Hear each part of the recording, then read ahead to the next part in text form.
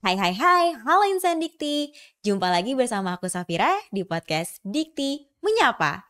Hari ini aku akan ngobrol bareng dengan salah satu duta dari Kampus Merdeka tahun 2023 dan juga salah satu alumni dari program Indonesia International Student Mobility Awards atau kita lebih akrab kenal dengan IISMA. Pasti banyak nih dari insan Dikti yang udah nggak asing lagi dengan program ISMA. Karena ISMA ini adalah salah satu program terfavorit dari program Kampus Merdeka, di mana ISMA ini bisa memberikan kesempatan bagi mahasiswa untuk bisa berkuliah di perguruan tinggi yang ada di luar negeri selama 1 semester. Dan pastinya ini juga menjadi mimpi bagi banyak sekali mahasiswa di luar sana untuk bisa mencicipi gimana sih rasanya berkuliah di luar negeri. Insan Dikti pasti penasaran banget kan gimana sih caranya supaya kita bisa merealisasikan mimpi melalui program ISMA ini untuk berkuliah di luar negeri.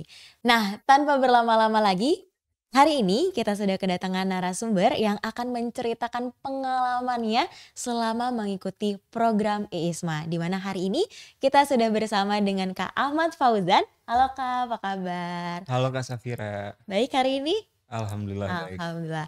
Kak Fauzan ini adalah salah satu alumni dari program ISMA di batch kedua kemarin ya Kak? Betul sekali. Oke, terima kasih Kak Fauzan sudah hadir di podcast Dikti Menyapa episode kali ini. Luar biasa. Kak Fauzan mungkin boleh kenalan dulu nih sama insan Dikti supaya insan Dikti bisa lebih kenal lagi sama Kak Fauzan. Silahkan Kak. Sebelumnya aku mau ngucapin terima kasih banget buat Kak Safira dan juga dari Kemdikbud sudah mengundang. Kesempatan ini luar biasa banget bagi aku. Perkenalkan, nama aku Ahmad Fauzan, saat ini mahasiswa sastra Jerman Universitas Indonesia pada tahun keempat, jadi ini tahun terakhir aku. Wah luar biasa. Dan kebetulan saat ini mungkin lagi kesibukannya sebagai Duta Kampus Merdeka dan juga sebagai Director of Partnership dari alumni ISMA Club gitu. Jadi kebetulan kita punya jejaring alumni namanya itu ISMA Alumni Club.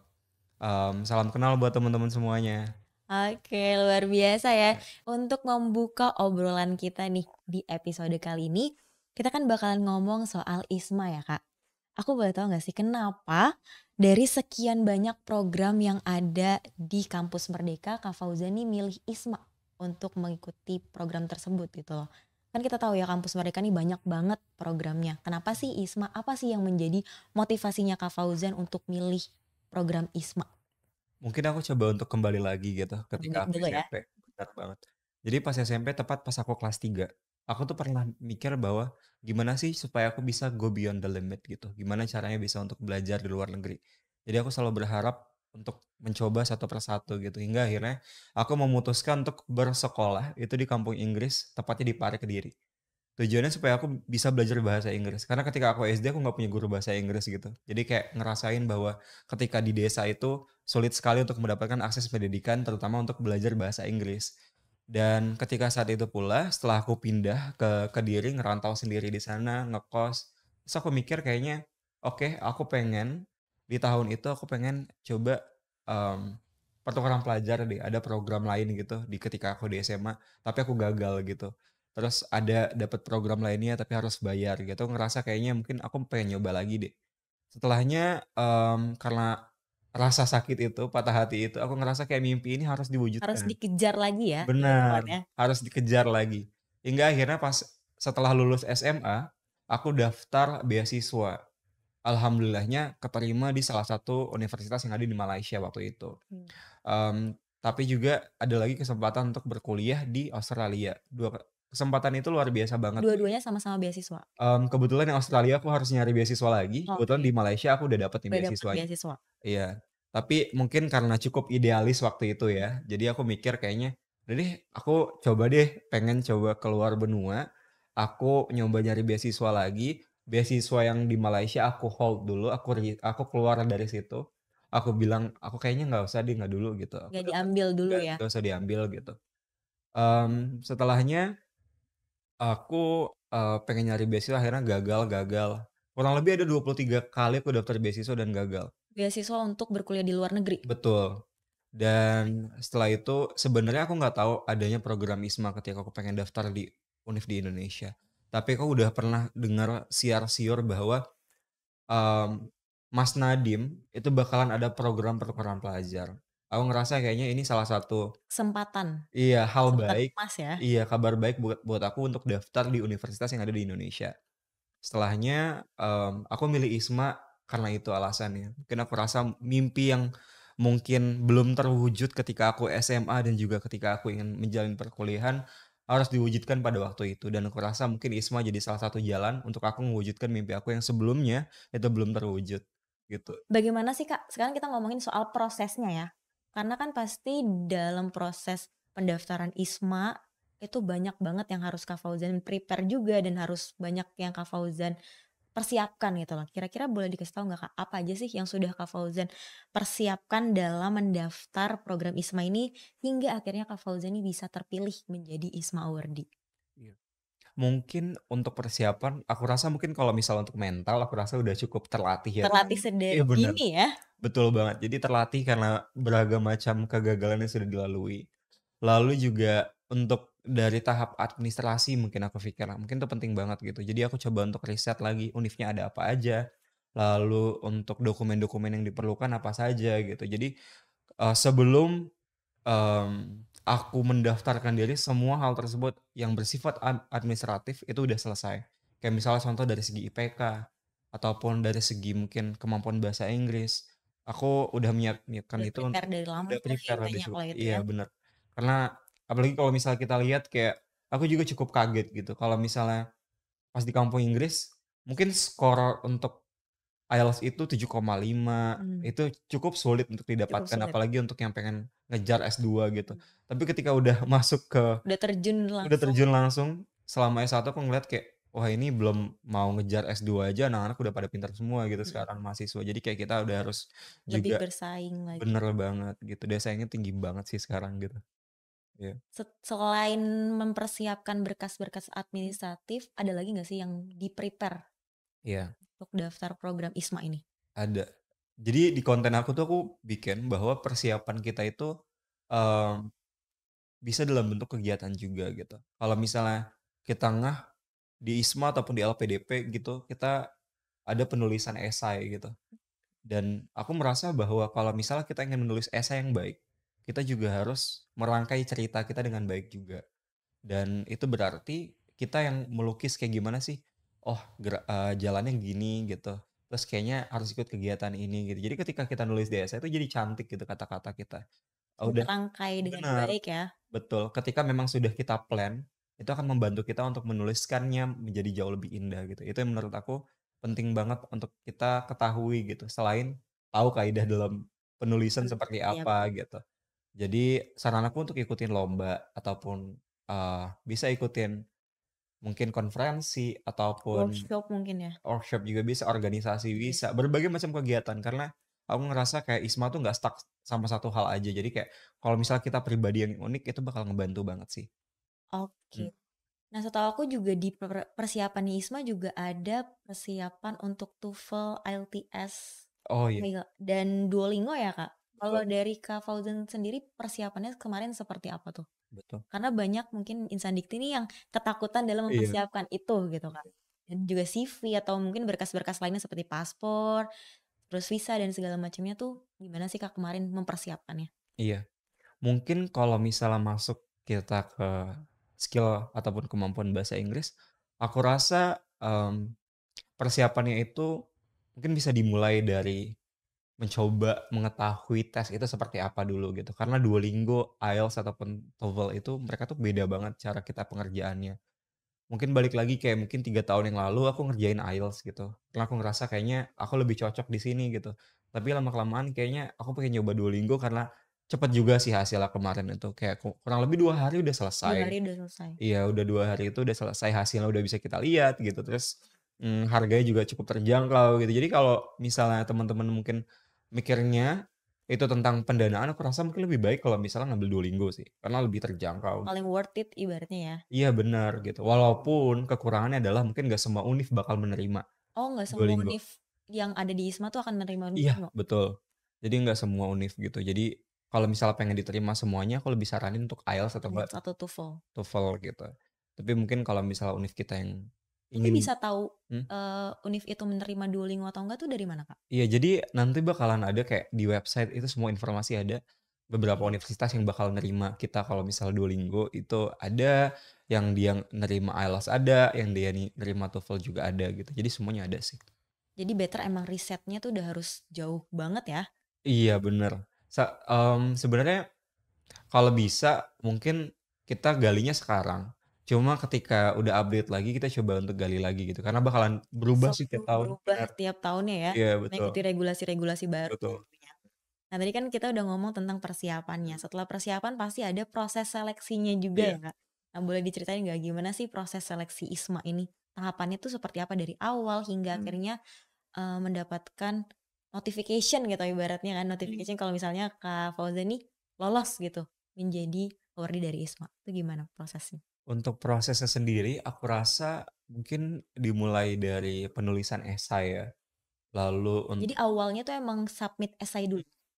submit Oke. esai kita juga mengisi beberapa berkas-berkas pendaftaran gitu. Itu di website ISMA Betul. atau ke kampus kita Itu sendiri? website ISMA sih. Jadi Langsung? betul. Jadi langsung ke website ISMA nanti akan ada beberapa informasi yang dibutuhkan. Tapi kalau di ISMA sendiri kita CV nggak melampirkan sih Oh kebetulan. CV nggak malah? Enggak, kita nggak ada melampirkan CV yang ATS gitu enggak. Cuma kayak mengisi di website mereka tuh ada gitu. Oh, Dia akan diminta gitu.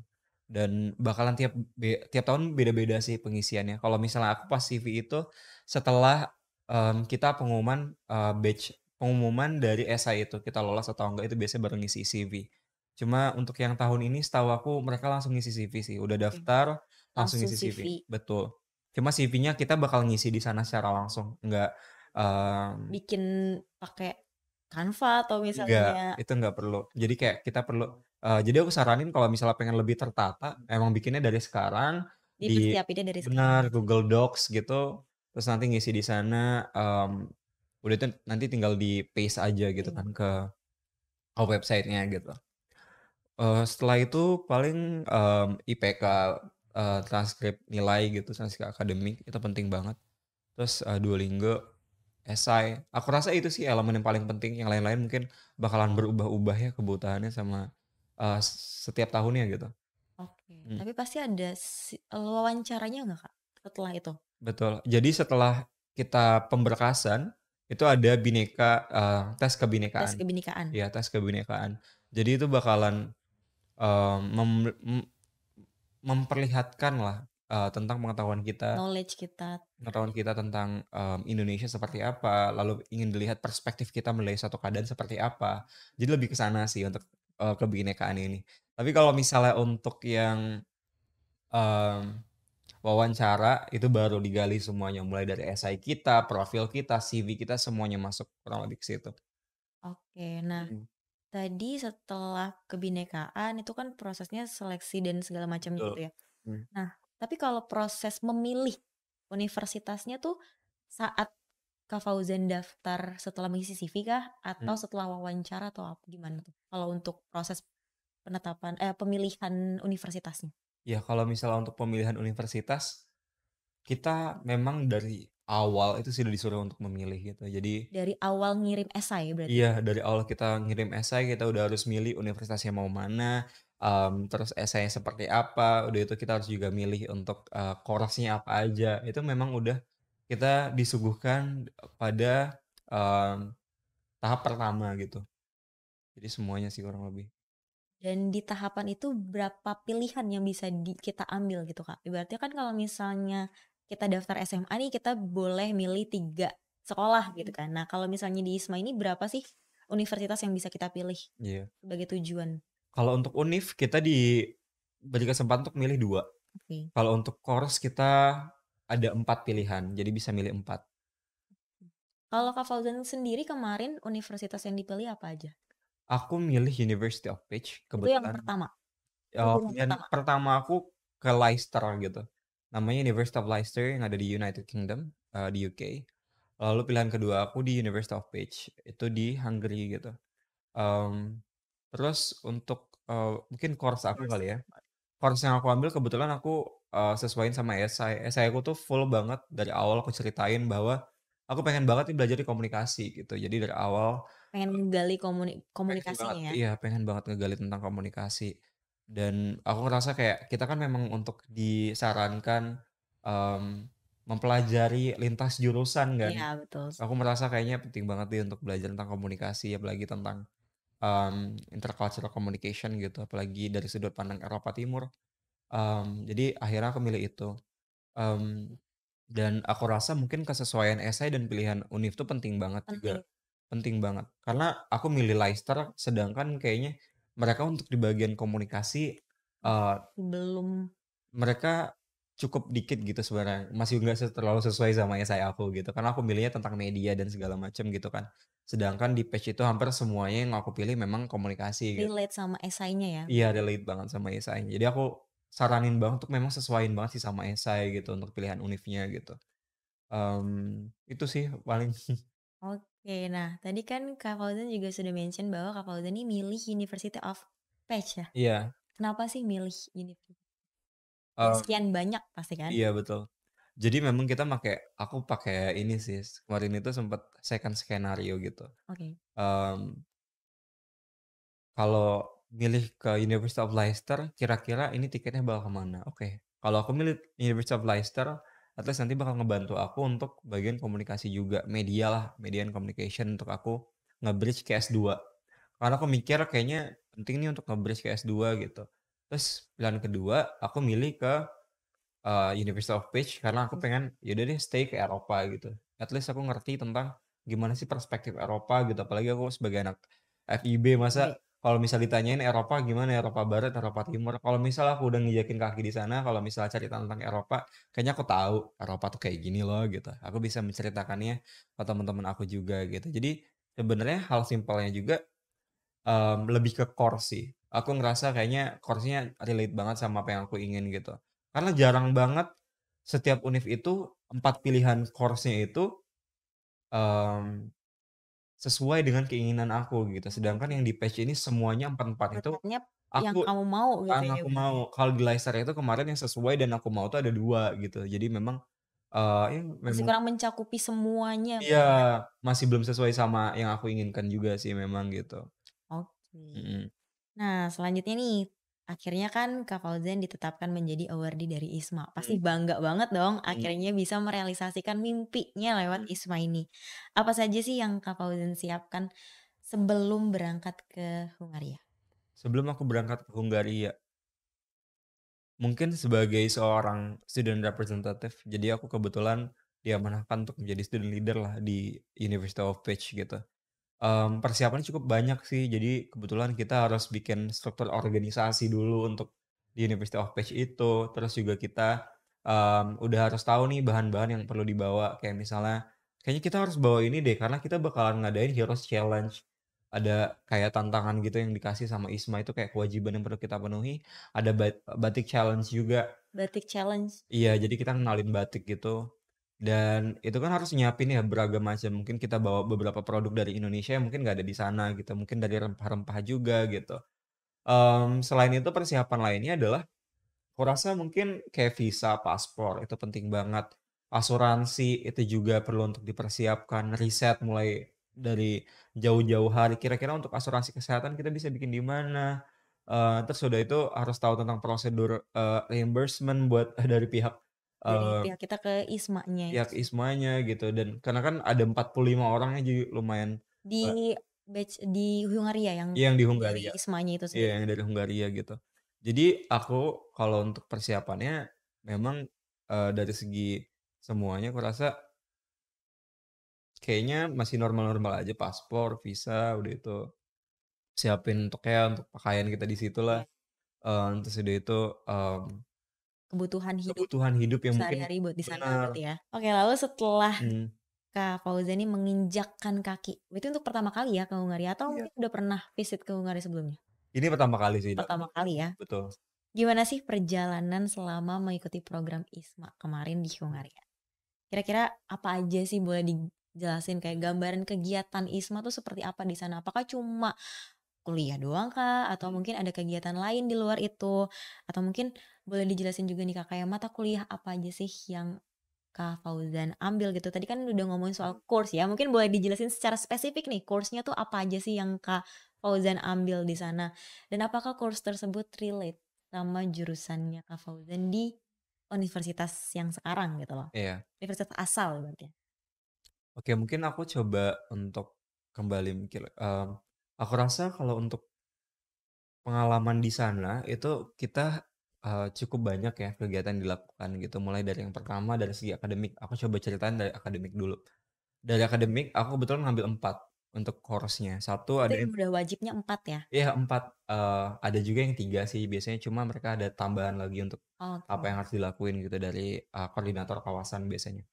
Kalau aku ada 4, yang pertama ada International Business Communication, lalu yang kedua kita ada Reflective Communication, yang ketiga ada Intercultural Communication, dan yang aku terakhir ini ada Global Education. Seharusnya tuh Introduction, mmm, to Social Science Communication gitu. Jadi semuanya communication aku ngambil.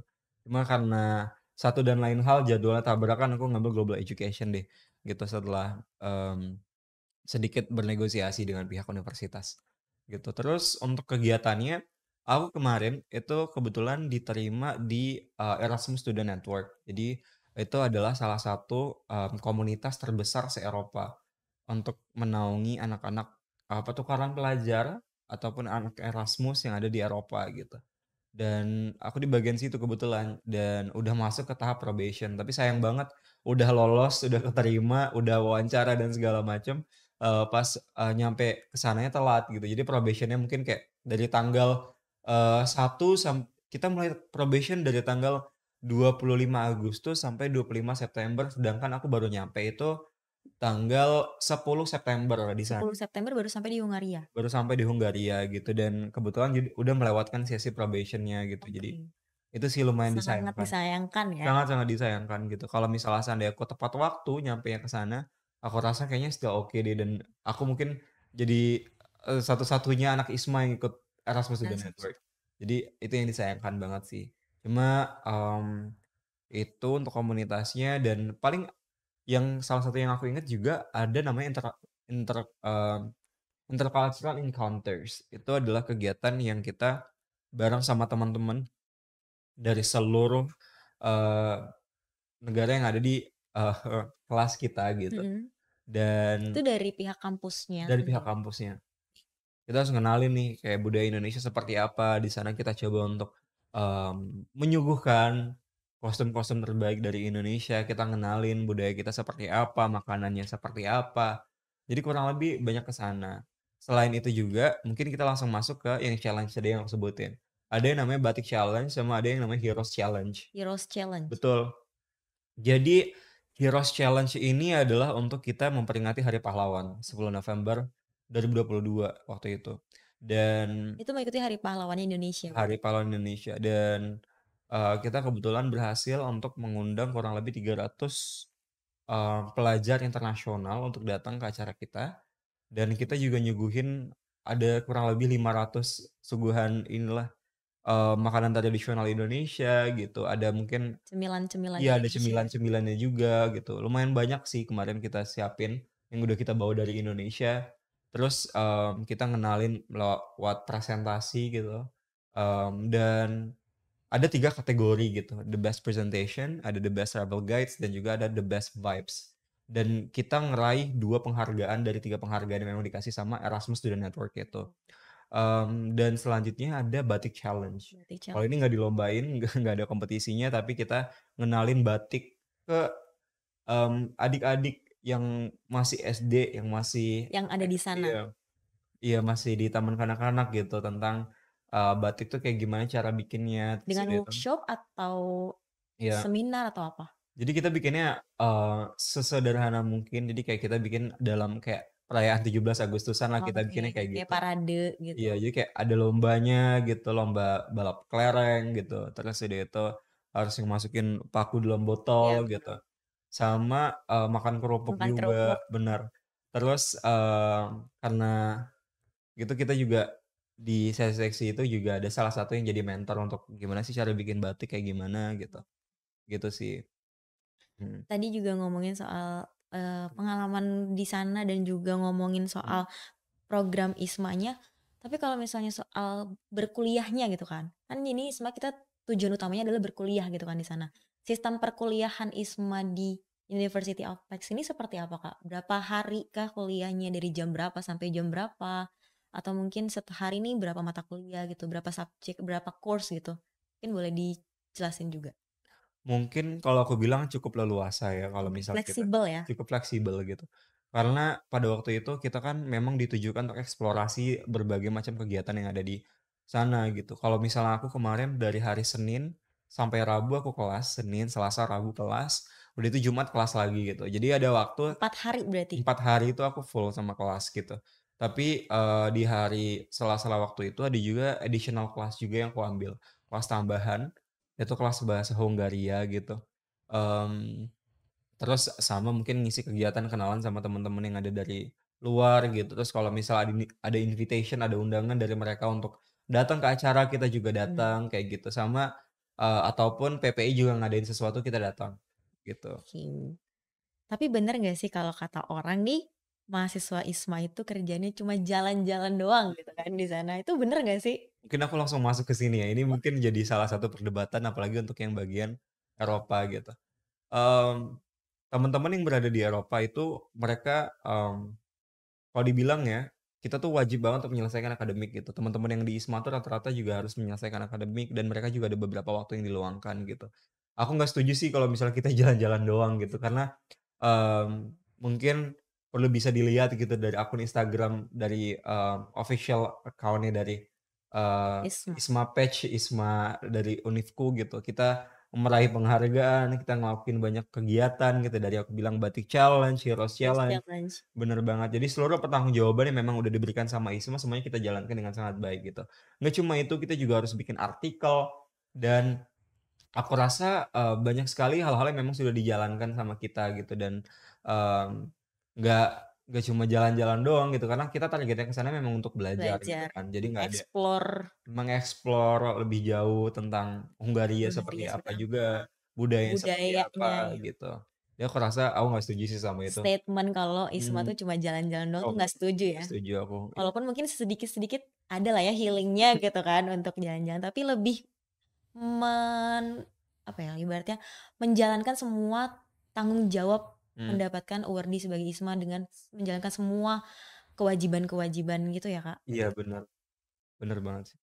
Tapi selama menjalani kewajiban tersebut, ada nggak sih kira-kira kendala yang Kak Fauza nih hadapi selama berkuliah di University of X gitu? Apakah pernah mengalami culture shock? Karena kan Mmm, pasti beda ya, di iya sana tuh budayanya beda, terus juga makanan juga pasti beda, segala iya. macam tuh pasti beda. Pernah nggak sih mengalami kendala seperti itu, and how you fix it?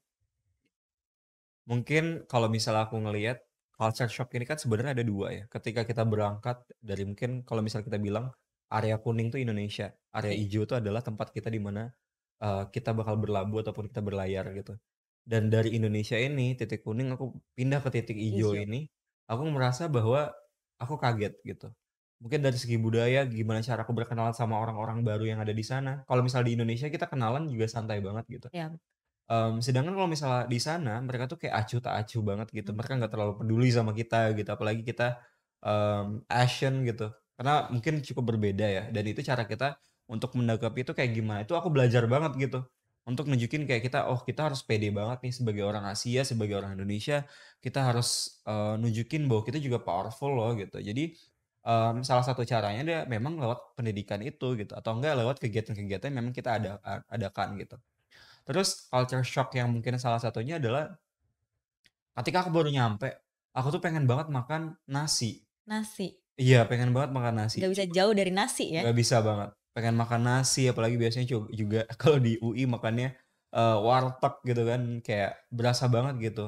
Kalau nggak makan Terus nasi kayaknya ada yang kurang aja iya, ibaratnya ya. ada banget yang kurang gitu. Terus sedangkan aku, ke sana hanya dengan kemampuan bisa masak nasi goreng Oke. dan juga bisa masak telur dan mie tadi gitu. Jadi aku ngerasa kayaknya, ini sepertinya akan jadi masalah besar ketika Akan jadi challenge yang paling besar ya? iya, paling besar menurut aku. Karena aku tidak bisa dengan lidah, Hungaria itu, karena makannya cukup berbeda gitu. Mereka aja yang dikit aja secuil ada cabe gitu, mereka, "Oh, this is so spicy. I can't" Beda ya? iya, it's unedible gitu kan. Jadi kayak menurut aku, mmm, itu yang perlu aku coba untuk kembali sesuaikan. Jadi kayak aku belajar masak, ngeliat YouTube, nanya sama mamaku, "Ini resepnya apa Gimana nih?" Gitu. cara bikinnya gitu Iya, ya? gitu. Akhirnya lama-lama aku menyadari, ada bakat terpendam aku untuk Oke, mencampurkan bumbu itu. bakat terpendam ya? Iya, untuk Mix and match bumbu-bumbu dapur iya, ya, betul. lebih tepatnya. Jadi aku ngerasa kayak, oh mungkin cowok-cowok itu kayak gitu. Mereka tuh, yang penting kalau di lidah mereka enak. Kadang mereka nggak tahu sebenarnya kalau orang Apa nanya, sih ini? "Ini makanannya apa sih?" Gitu. Heeh. Isinya Padahal kita apa aja sih gitu? iya mix and match aja kayaknya, oh ya ini bagus deh kayaknya kalau misalnya dicampur sama ini gitu. Itu culture shock-nya mungkin lebih ke masakan juga sih.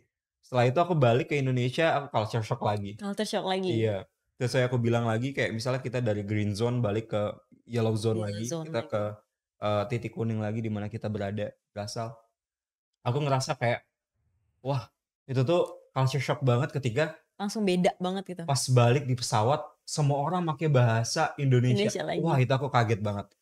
Kalau misalnya aku nanyain sama temen-temen aku, "Kaget nggak sih tiba-tiba semua orang pakai bahasa Indonesia yang kita ngerti bahasanya?" Gitu. Mhm. Terus itu kaget banget. Karena kebetulan kita di Eropa tuh kayak ngerasa, mmm, "Oh nggak ada loh orang kayak kita nggak peduli sama ucapan orang kanan kiri, karena kita nggak ngerti bahasa mereka apa," gitu. Sedangkan ketika aku di Balik pesawat, lagi ke balik lagi Indonesia, ke Indonesia, berasa kayak, "Oh semua orang kayak ngomongin aku nih." Jadi karena kayak udah semua paham bahasanya, udah udah ngerti, udah ngerti. paham sama bahasanya dan kayak berasa aneh banget gitu. Terus juga kayak mungkin kurang lebih aku beradaptasi dengan kayak gimana, aku ngerasa kayak di sini tuh lumayan cukup fast pace apalagi di Jakarta ya. Oh, Dikit-dikit orang-orang langsung ikut lomba, dikit-dikit orang ikut organisasi ini, ikut ini, kompetitif ya, kompetitif banget gitu. Sedangkan aku di sana kayak, oke slow living gitu. slowly, Aku coba belajar masak gitu kan, jadi kayak hal-hal yang mungkin menurut aku yang nggak pernah aku coba, nggak pernah kebayang juga nggak kan pernah kebayang. mencoba, malah di sana jadinya beradaptasi dan juga Banget, mencoba betul, untuk hal-hal yang selama ini belum pernah kita coba. betul, betul banget. Itu kan tadi ngomongin culture shock-nya ya, tapi kalau Mmm. misalnya kendala selama berkuliah di University of Pax tuh ada nggak sih? Kendalanya aku rasa mungkin, nggak ada yang mungkin cukup besar gitu, Major tuh nggak ada, minim rata-rata. minim sih. Cuma mungkin untuk beradaptasi dan berkenalan sama teman-teman Tetap yang masih beda soal berkenalan ya? betul, tetep. Karena kita untuk berkelompok itu sama teman-teman dari Hungary, cara kita untuk, mengobrol ataupun cara kita berkelompok tuh beda banget gitu.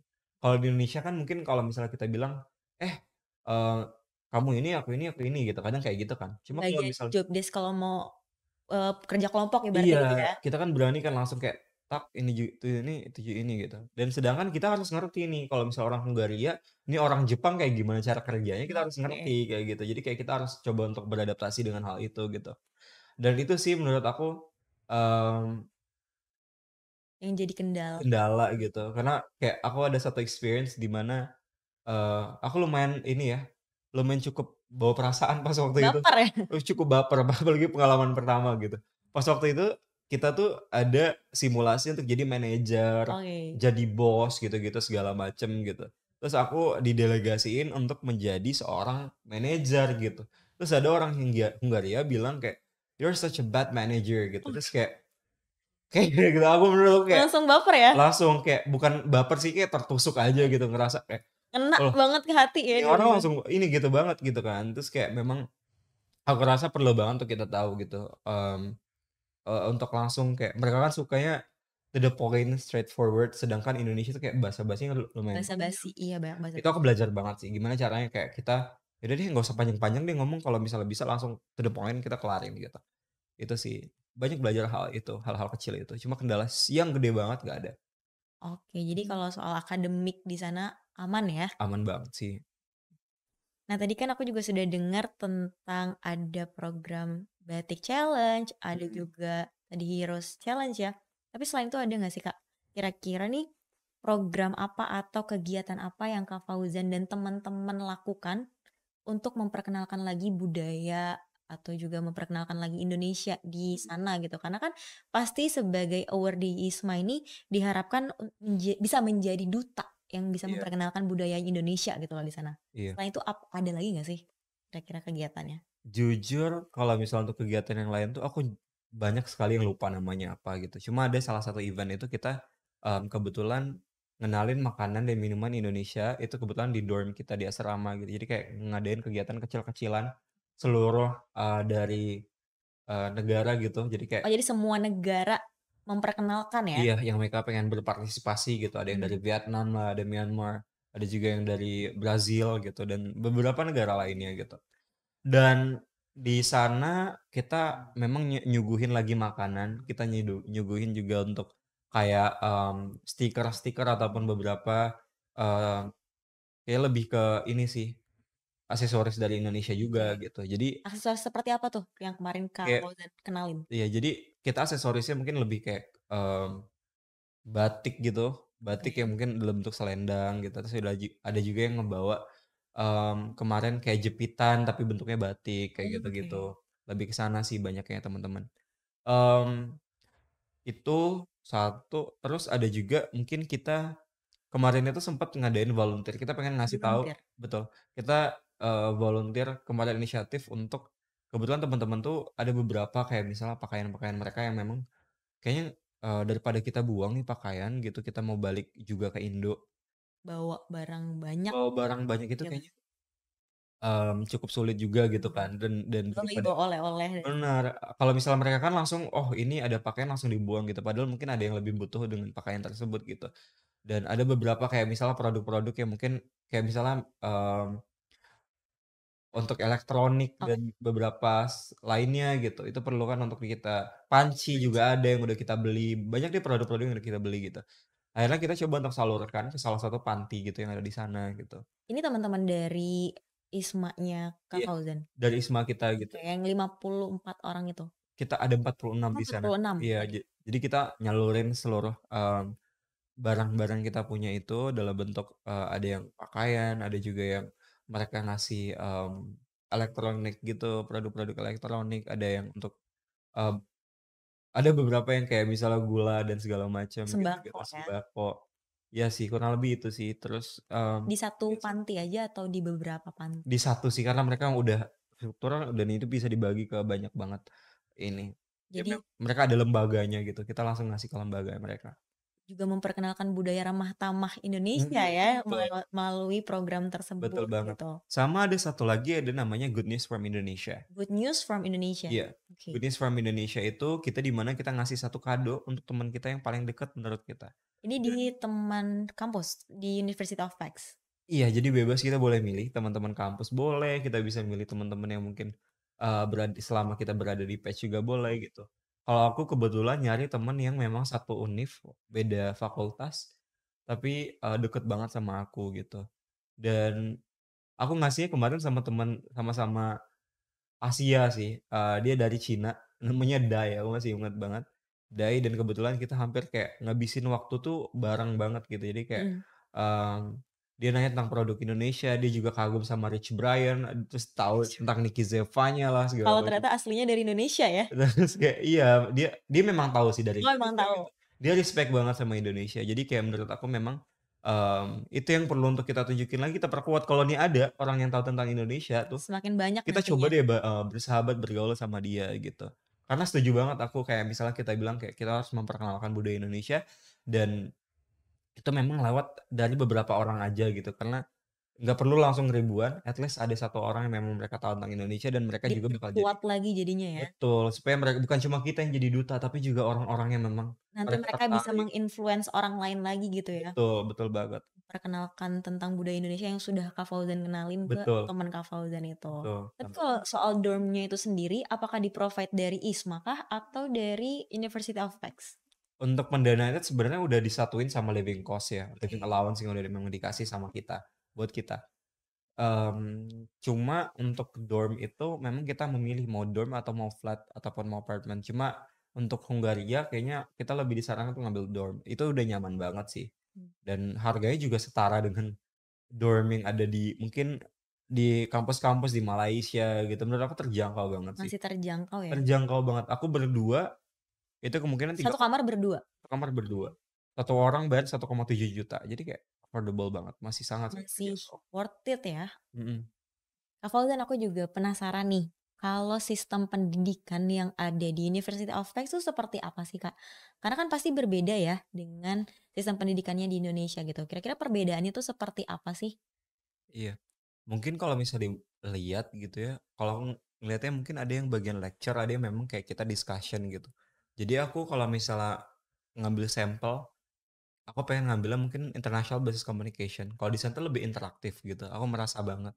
Apalagi mungkin, kelasnya offline gitu, dosennya mungkin juga sangat terbiasa dengan keadaan itu gitu. Jadi kayak, Betul. aku merasa sekali bahwa setiap argumen dan pendapatku di-appreciate gitu sama mereka gitu dan juga, kalau misalnya kepedulian mungkin sama tapi aku ngerasa kayak lebih personal gitu. Mmm. Terus kalau misal dibilang untuk kita coba untuk reach out sama dosen, itu berasa kayak memang kayak temen banget. Kadang kayak kalau misalnya ke kafe kita sama dosen gitu, jadi memang Hangout nggak ada bareng ya? gap-nya nggak terlalu ada, nggak terlalu kelihatan gitu antara dosen sama muridnya gitu. Dan aku juga manggil dosennya kan langsung biasanya kalau di sana gitu, Mhm. kita langsung manggil nama mereka gitu. Dan juga mungkin kalau untuk kelas, aku ngerasa di kelas aku namanya tuh reflective communication. Reflective communication. Communication. Jadi di sana tuh kita memang diajarin banget untuk kita coba untuk menggali lebih dalam tentang diri kita gitu. Refleksi diri ya? Refleksi banget. Jadi di sana isinya itu untuk kita diskusi. Jadi hampir setiap hari itu selalu, "Kamu gimana pandangan tentang ini? Kamu gimana pandangan tentang ini? Kamu gimana?" Gitu, dan apa yang kamu rasain gitu. Terus kayak kalau misal dihadapkan dengan situasi ini, gimana pendapat kamu gitu. Jadi kayak Kayak kita studi kasus gitu ya? studi kasus banget. Jadi kayak full kayak kita harus tahu ini masalah kayak gini, gimana sih menurut kamu gitu. Mhm. Terus kayak kalau ngadepin masalah ini kayak gimana gitu. Jadi kayak saling kita berargumen satu sama lain dari masing-masing kita tuh kan karena perspektifnya beda-beda ya. Ada beberapa dari mungkin dari bagian Amerika sana, ada yang dari Eropa, ada yang dari Asia, itu kan beda-beda. Oke. Itu ngebantu banget sih. Dan menurut aku mungkin em, lebih ke sana sih perbedaannya juga. Dan satu hal yang mungkin menurut aku yang paling Beda aku rasanya. ingat dan rasakan adalah ketika aku sering banget pas waktu kelas, itu kan duduk selalu di depan, apalagi Mhm. international based communication. Duduk paling depan, ada satu hari dan satu ketika aku duduk di belakang. Mhm. Terus dosennya nanya, "Kenapa kamu Tiba-tiba duduk. Fauzan tiba-tiba duduk di belakang?" gitu. "Are you okay?" Dia bilang gitu. "Kalau misalnya ada something, let me know ya," gitu. Dia bilang kayak gitu. Jadi menurut aku kayak Diperhatiin diperhatiin sebegitunya ya iya, ternyata. sesimpel itu aja kayak kita ngerasa kayak, "Oh iya, oh am I that special?" Gitu, kayak mikir kayak, iya, Feeling welcome banget ya? feeling welcome banget sama beliau gitu. Walaupun kayak memang profesional banget, orangnya cerdas gitu. Ini salah satu dosen terbaik yang pernah aku temuin sih. Oke, luar biasa. Mhm. Tapi kalau sistem tugasnya gimana di sana? Kalau kan kalau di sini kita banyak tugas ya. Mhm. Kuliah tuh pasti banyak tugas atau mungkin tugasnya juga yang deadline-nya tuh cepat atau bagaimana. Kalau di University of Pax tuh sistem tugasnya seperti apa sih, Kak? Apakah banyak kerja kelompok juga, Kak? Atau misalnya banyak fokus discussion group atau seperti apa gitu kalau di sana? Iya. Kalau aku rasa lumayan sih, kalau itu di UI kebetulan aku juga cukup banyak ya tugasnya, jadi kayak sama sih sebenarnya. Tapi mungkin mereka lebih strict banget sih kalau misal masalah Oh, deadline jauh segala lebih strict malah. jauh lebih strict mereka. Tapi, Strict-nya nih seperti apa tapi? kayak misal tanggal 18 gitu, misal contoh, tanggal 18 pokoknya saya pengen kalian nggak ada alasan sama kalau misal di Indo kan kadang kayak, "Maaf Pak saya telat gitu untuk ngumpulin," gitu, "ini ada masalah sama sistem emasnya," dan segala macam. Kalau mereka mau sistemnya masalah kayak mau apa segala macam, kamu harus ini dia bilang kayak, harus mikirin tentang itu, gimana caranya Dari untuk nyari sebelum mengerjakannya iya, ya gitu ya? jadi kalau bisa kayak mungkin 1 hari sebelumnya kita udah Udah ngabarin kalau misal ngumpulin. ada masalah gitu. Jadi kayak memang kita yang tanggung jawab itu waktu-waktu kalian gitu dan segala macam gitu. Disiplin waktu ya? Disiplin banget gitu. Jadi lebih ke situ sih mungkin aku ngerasa kayak waktunya itu sangat-sangat berharga di sana gitu. Mmm. Oke, keren banget ya Insan Dikti ternyata pengalaman dari Kak Fauzan nih selama, mengikuti program ISMA di University of Pax. Supaya teman-teman dari Insan Dikti nih bisa termotivasi lagi, supaya bisa mengikuti jejak Kak Fauzan mengikuti program ISMA. Nah, tapi banyak juga dari Insan Dikti yang masih mungkin insecure nih Kak. Kira-kira insecure banget untuk mencoba memulai gitu loh untuk mengikuti program ISMA ini, karena kan ketakutan-ketakutan ini, belum bisa bahasa Inggris yang fluent atau mungkin terkendala dalam biaya dan segala macam. Mungkin Kak Fauzan bisa ceritain, bisa spill nih, benefit apa aja sih yang Kak Fauzan nih rasakan dan terima secara nyata gitu loh selama mengikuti program ISMA, bahkan setelah mengikuti program ISMA tuh seperti apa sih? Baik, Supaya nggak itu Insan Dikti ini nggak ada insecure lagi gitu loh untuk mengikuti program ISMA ini, karena ISMA ini adalah program yang tepat gitu untuk diikutkan. bener. Kenapa sih harus ISMA? Itu salah satu mungkin jadi pertanyaan. Dan juga kenapa kita juga harus berani untuk daftar ISMA? Mungkin balik lagi gitu ketika aku masuk ke perkuliahan. dan menjalani kehidupan sebagai mahasiswa baru di UI, aku merasa mungkin gapnya cukup tinggi gitu. Apalagi harus ngelihat teman-teman yang berasal dari perkotaan gitu, dan aku Oke. sedangkan dari desa. Dan di tahun pertama aku join ke salah satu organisasi internasional dan itu mungkin cuma 1% anak-anak yang mungkin dari desa, dan aku merasa bahwa tingkat kepercayaan diriku tuh masih segitu-gitu aja gitu. Tapi kayak aku ngerasa mungkin gimana sih caranya untuk mastiin bahwa kita juga memang kita ada loh, eksistensi kita tuh ada gitu. Apalagi anak-anak desa gitu. Kita tuh butuh effort lebih untuk nunjukin bahwa oh, aku ada loh di Butuh sini. validasi lebih. Butuh validasi lebih. Aku mewajarkan hal tersebut. Kalau misal teman-teman ngelihat anak desa banyak yang kayak, "Orang aktif banget sih, ngapain sih, Mhm. caper banget," gitu. Iya. Tapi memang hal itu tuh memang terjadi untuk mastiin kayak, Emang harus ya? "Aku ada di sini loh," untuk nunjukin kayak bahwa kita ada di sini gitu. Dan, mmm, aku merasa bahwa mungkin banyak sekali orang-orang di luar sana yang lebih hebat, lebih cerdas gitu daripada aku, tapi mungkin kesempatan ini memang diberikan kepada seorang Ahmad Fauzan gitu. Karena memang Nggak semua kesempatan tuh bisa didapetin sama semua betul. orang ya? Betul, betul banget. Walaupun secerdas apapun kita, mau sehebat apapun kita, aku rasa memang kalau misalnya memang sudah ditulis di Lauhul Mahfuz bahwa kita Soal hoki-hokian tuh iya, nggak semua orang udah ya? nggak bisa. Memang, udah sulit untuk kita lawan Mhm. gitu. Jadi menurut aku kalau misalnya bicara tentang insekuritas, mmm, aku rasa kita coba untuk menghindari itu. Karena memang setiap dari usaha kita akan ternilai, tapi walaupun kita nggak lihat sekarang, tapi mungkin 2 atau 3 tahun nanti kita bakal lihat hasilnya. Akan Dan membuahkan hasil ya? betul. Kayak mungkin aku ngerasa kayak, "Oh, aku gagal nih 23 kali daftar beasiswa ketika aku SMA." Tapi setelah itu aku sadar, "Oh, sekarang aku tahu nih gimana caranya untuk nulis esai ISMA yang bagus kayak gimana," gitu. Apa gimana sih aku coba untuk nge-fulfill apa yang aku nggak bisa sebelumnya gitu. Apa yang masih kurang? Apa yang masih kurang, Jadi aku udah mulai refleksi buat diri sendiri ya dari betul, kegagalan tersebut. betul banget. Jadi, aku merasa betul bahwa nggak usah insecure, kita harus nyoba karena kita nggak pernah tahu kalau misalnya kita nggak pernah nyoba gitu. Betul. Mmm Terus juga benefit yang aku dapetin selama aku di ISMA.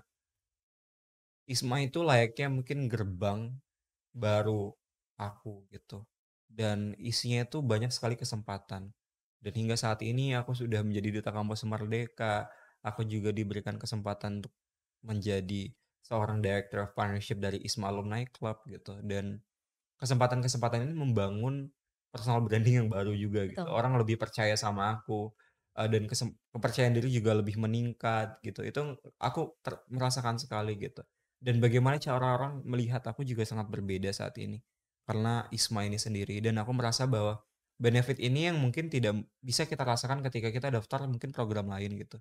Dan aku rasa bahwa penting sekali untuk kita coba untuk, eee merasakan juga gimana sih rasanya untuk jadi perwakilan Indonesia mmm, di khalayak dunia gitu. Jadi kayak kita di sana Jadi mengetahui representasi ya? representasi gitu. Dan menurut aku, melalui Ismalah kita bisa coba untuk adaptasi dengan dunia baru dan kita coba untuk menantang, diri kita, sebagai global citizen gitu. Oke, jadi Mhm, benefitnya sebenarnya banyak banget, nggak banyak cuma banget. tentang Mhm, pendidikan aja, iya nggak betul, cuma tentang skill aja, tapi lebih ke gimana Kak Fauzan ini menganggap bahwa ISMA ini adalah gerbang utama Kak Fauzan untuk membuka banyak peluang baru untuk Kak Fauzan ya. betul. Berarti insan dikti nggak perlu insecure lagi ya, karena ISMA ini adalah gerbang juga buat insan Baik, dikti untuk membuka banyak banget peluang pastinya. Luar biasa menarik banget nih, karena ibaratnya nggak sambil menyelam minum air ya, nggak cuma belajar aja tapi kita iya, berusaha untuk mengeksplor banyak sekali dunia-dunia baru yang nggak pernah kita rasain pasti ya Kak, selama iya, kita berkuliah di Indonesia atau mungkin selama kita merasakan sistem pendidikan yang ada di sini gitu ya. Nah, sekarang kita mau ngomongin soal pengalaman lagi nih, Kak. Ada nggak sih pengalaman yang paling berkesan buat Kak Fauzan mhm. selama di ISMA? Pasti kan ada ya. Kira-kira apa sih pengalaman berkesannya tuh seperti apa? Mmm, Cukup banyak sih Banyak ya, sebenarnya. sampai nggak bisa dijabarin satu-satu nih Banyak. kayaknya. Pengalaman ketika menjadi student representative itu menurut aku sangat luar biasa dan nggak bisa aku lupain gitu karena Memorable banget ya. memorable banget dan di sana juga aku menghadapi beragam macam masalah, beragam macam kayak, mmm, hal-hal baru gitu yang perlu untuk kita coba selesaikan gitu. Mulai masalah sama kedutaan kayak gimana kita selesain gitu. Terus udah itu gimana cara kita untuk ngehandle teman-teman yang beda budaya, beda universitas, beda background, Beda perspektif juga beda pasti. perspektif juga. Itu ngebantu banget untuk aku melihat lebih luas lagi gitu. Kacamata baru ya. Betul. Dan mungkin salah satu pengalaman aku ketika jadi SR yang paling aku ingat adalah ketika memberikan sambutan Sambutan? untuk kedutaan, besar Indonesia untuk Hungaria. Jadi di situ Keren. ada rektor juga gitu, rektor yang Rektor dari University of Pex? University of Peach itu tadi. Dan di sana aku memberikan sambutan gitu dan kita menjelaskan seberapa bahagianya kita berkuliah di sini, seberapa beruntungnya Universitas of Peach memiliki kita juga. Karena aku yakin nih orang 45, at least salah satu dari orang ini bakalan jadi konsultan gede, kalau nggak jadi menteri kayak apa. Jadi Amin. aku pikir gitu kan. Ya aku bilang kayak gitu kemarin dan Mmm, aku sangat senang karena kemarin diapresiasi luar biasa sama bapaknya gitu, sama Pak Dimas kebetulan, kedutaan dari, Indonesia untuk Di Hungaria gitu, Hungaria. kedutaan besar dan, itu kesempatan luar biasa banget yang mungkin Semua nggak orang bisa iya, nggak bisa ngerasain ya. dilakuin gitu untuk dapetin kesempatan itu loh. Kita ngewakili Indonesia depan dubes, terus udah itu kita juga Memberikan sambutan lagi. betul, sambutan dan menurut aku itu hal yang luar biasa banget sih, di sana kayak ngerasa banget kayak bangganya gitu, sebagai Proud seorang Indonesia. banget ya, Iya, membawa nama Indonesia di Hungaria betul melalui program ISMA ini. betul. Luar biasa nih ya kalau ngomongin soal pengalamannya Kak Fauzan di Hungaria dan mengikuti program ISMA ini nggak akan ada habisnya ya Kak, karena luar biasa banyak banget mungkin yang bisa Kak Fauzan ceritain untuk insan dikti yang menginspirasi banget tentunya. Dan sekarang sebagai seseorang yang sudah memiliki pengalaman tersebut gitu lah, pengalaman di mana Kak Fauzan sudah melewati berbagai macam tahapan, proses, hingga akhirnya Kak Fauzan ini menjadi alumni dari program ISMA ini, kira-kira ada nggak sih kiat-kiat tersendiri yang mau Kak Fauzan bagikan untuk insan dikti agar bisa lolos di program ISMA ini? Mungkin sesuai dengan apa yang aku sebutkan tadi bahwa penting banget buat kita itu udah tahu apa yang pengen kita lakuin, apalagi buat ISMA. ISMA tuh nyari buat orang-orang yang memang, "Eh, kamu tuh udah tahu belum sih tentang diri kamu?" Gitu. Jadi Oke. aku ngerasa bahwa satu, kita harus tahu tentang diri kita. Lalu Lebih mengenali dulu benar, ya kenal diri kita sama diri sendiri. kita, mulai kenal sama diri kita. Lalu yang kedua, mulailah rangkai, cerita itu dengan baik, karena kita untuk nulis di esai itu kita perlu untuk ngerangkai itu dan kita harus jadi storyteller gitu. Di esai tersebut ya? Dari esai tersebut, lalu jangan lupa untuk minta feedback sama orang lain gitu. Untuk tahap pertama esai itu bakal berpengaruh banget. Untuk GPA kita harus udah memang Itu jauh-jauh dari hari, awal banget kita dari kuliah ya dari harusnya itu awal udah banget. dipersiapkan ya? Betul, jadi memang udah harus siapin dari awal gitu. Cuma untuk esai ini kan yang bisa kita crafting lagi gitu. Jadi kayak Oke, kita nulis kalau misalnya mungkin, ah IPK di semester 3 nih kurang nih, jadi kayak kita perlu untuk bisa improve dirapihin nanti, lagi. di-improve lagi gitu. Jadi menurut aku mungkin di esai ini jadi faktor yang sangat penting banget buat kita. Lalu, di sini harus kita note bahwa feedback dari orang lain itu penting banget. Perspektif sebagai seorang penulis dan perspektif sebagai seorang pembaca Pembaca bakal tuh beda, bakal beda ya? bakal beda banget. Jadi itu perlu untuk kita ketahui lagi, perlu untuk kita gali lagi. Lalu yang ketiga, untuk wawancara aku rasa untuk persiapannya perlu untuk kita ngelakuin mock interview gitu. Terus udah itu cari tahu keunikan kita gitu, terus udah tahu, kelemahan kita apa juga gitu, terus Balik minta lagi lebih ke pendapat. ngenalin diri dulu ya? Betul betul banget. Jadi memang semuanya ngenalin diri sih menurut aku gitu dan wawancara ini juga kan mereka pengen nilai itu yang satu adalah personality-nya seperti apa, bahasa kita seperti apa kemampuannya. Lalu yang ketiga, pengen ngelihat nih orang kira-kira cocok nggak sih kalau misalnya ngewakili Indonesia. Jadi menurut aku mungkin rasa cinta kita ke Indonesia tuh perlu juga untuk kita ketahui Di kira-kira kita cinta Indonesia itu dari sudut pandang apa gitu. Kita dari sudut pandang apa sih kita melihat bahwa Indonesia ini betul, luar biasa gitu ya? mhm. Jadi yang apa yang kita bawa ke interview itu nggak cuma tentang prestasi doang, tapi juga memang tentang diri kita. Kita mau kemana sih setelah ISMA?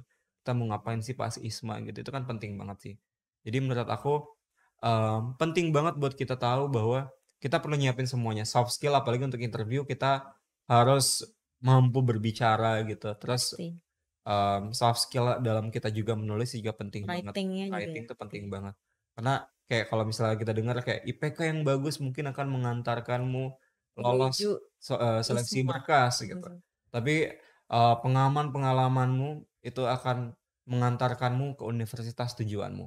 Jadi itu paling menurut aku penting di sana sih. Mungkin itu sih tips and trick. Kalau misal pengen lebih tahu, follow IG aku. Oke, Itu iya. boleh boleh Iya. boleh.